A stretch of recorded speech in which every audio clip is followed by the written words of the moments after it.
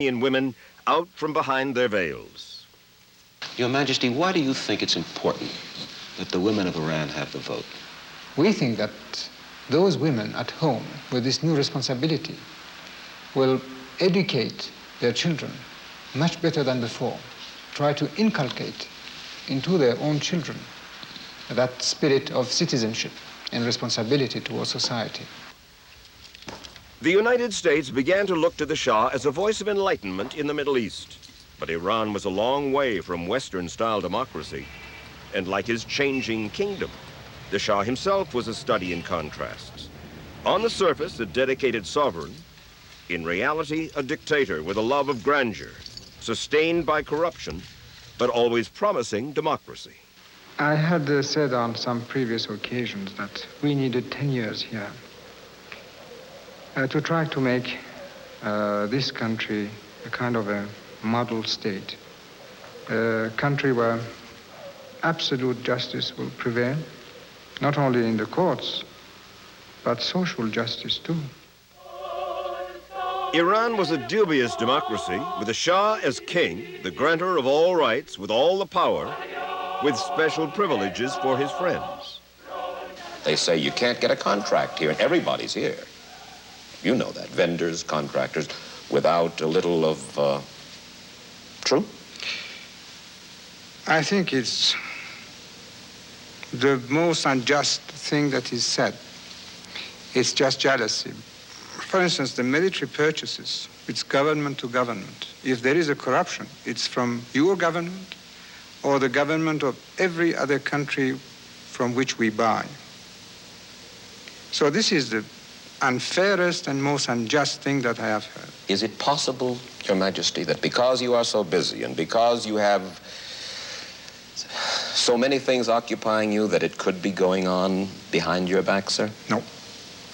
It's impossible because I have at least 5 inspectorate organizations. One, sooner or later, they will be caught.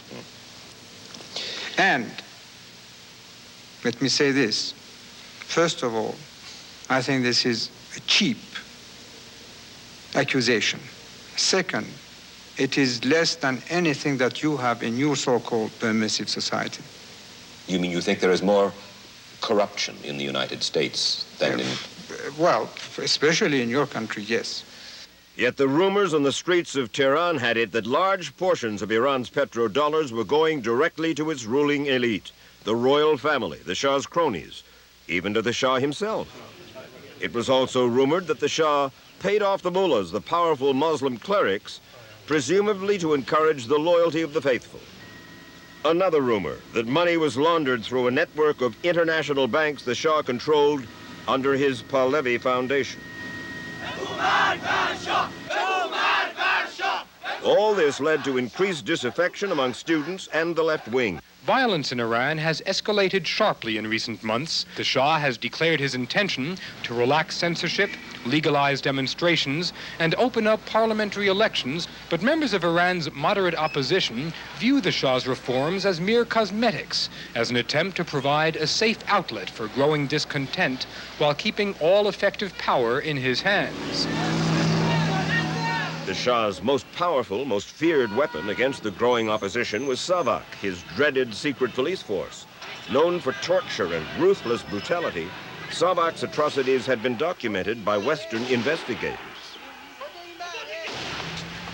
37-year-old Sia Zand has fled Iran, coming to London to seek political asylum in Britain. For the last 6 years, Zand served as deputy press aide to the Shah of Iran. He says it was common knowledge in Tehran government circles that the Shah regularly ordered or approved the arrest, torture, and even the killing of political dissidents while turning a blind eye to widespread royal family and government corruption. You're saying you do what every country does. Sure. If torture is necessary, you torture. Not the torture in the old sense of torturing people, twisting their arms and doing this and that. But there are intelligent ways of questioning now. Well, they talk about psychological and physical torture. Physical, I don't believe. I talked... Not anymore. Maybe in the old days, maybe. I talked just today to a man whom I believe, who told about torture. He was tortured? Yes. And you believe that he was tortured? Yes. How many years ago? Within, I want to be very careful, not yesterday. Ah, well, maybe. I don't know. The word has gone out to stop it. To stop what? Torture. But a long time ago, yes. But the victims of Savak knew better. They would tie the hands and feet, and there would be some sort of a hood that would be placed on their head, such that whenever they would scream, it would echo in their head. And then they would whip you at the bottom of the sole of your feet with these electrical cords.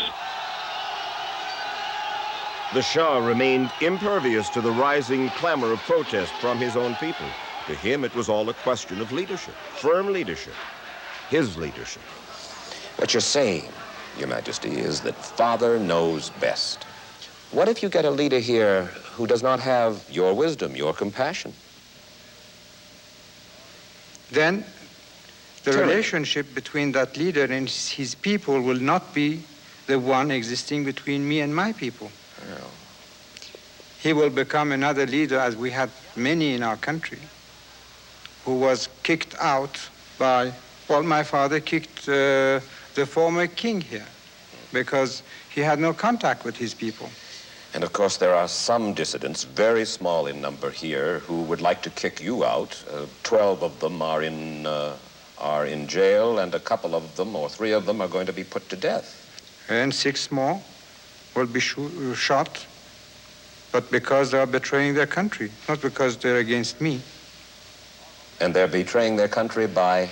Being Marxists and owing their allegiance to not their country. You're a firm man, sir. It's still needed.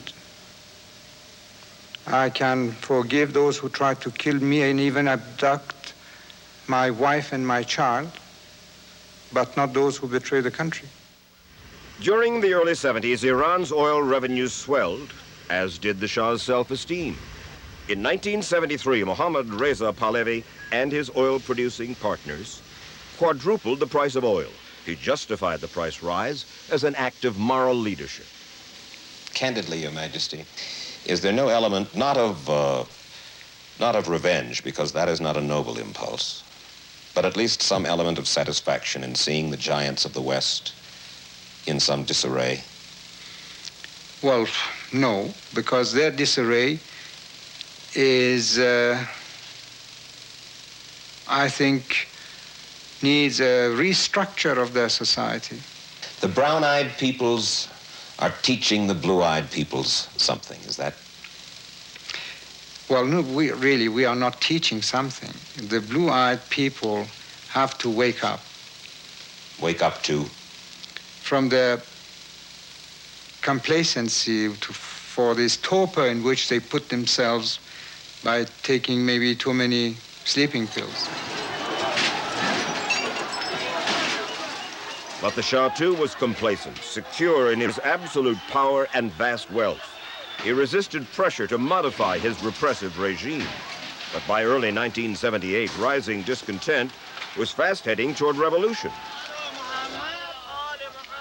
Leading the opposition, the Ayatollah Khomeini and his Shiite Muslim clergy. They spoke for the common people of Iran, and they did, in fact, command their loyalty, even as the Shah was losing it.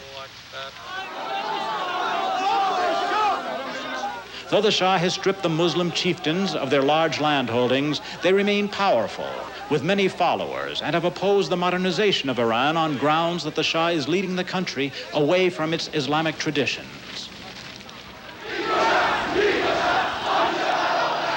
Fundamentalism took hold with a fury and a force that helped ignite the still impoverished masses in Iran, who felt they had little reason to be grateful to the Shah.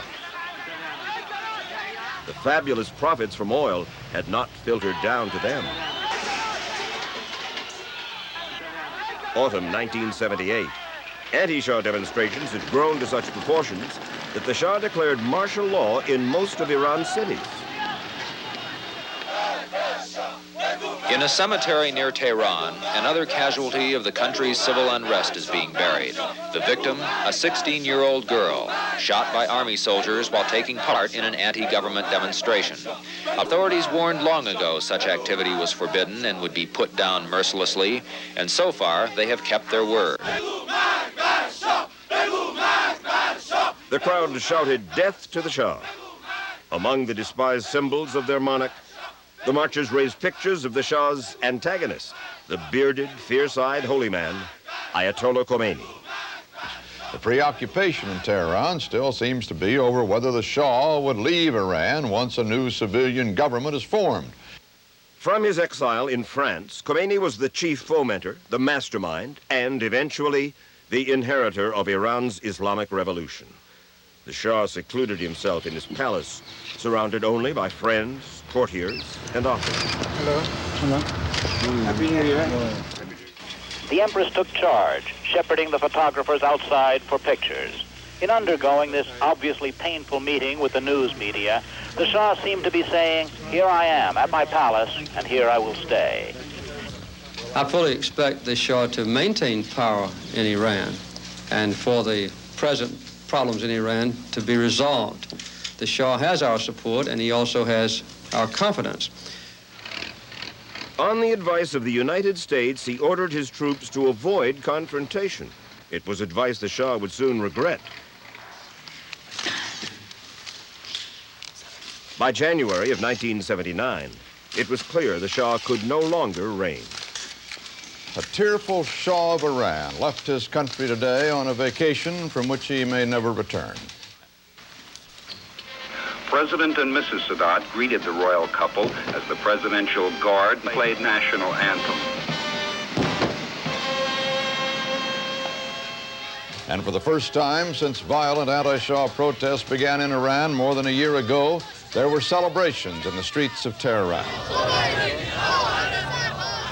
The Shah's departure made Ayatollah Khomeini, in effect, the new ruler of Iran. The scene was euphoric as Ayatollah Khomeini emerged from his house.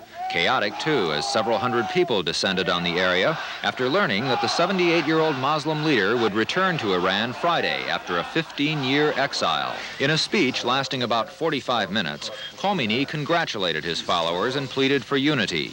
"We have kicked out the Shah," he said, "but the revolution is not over."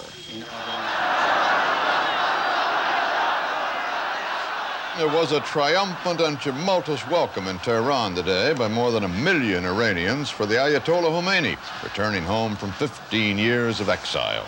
He demanded that the government resign at once or face arrest, and that foreigners, especially Americans, get out. For security reasons, the airport had been sealed off to the general public, and Khomeini's first few moments on Iranian soil were subdued. It was the quiet before the storm.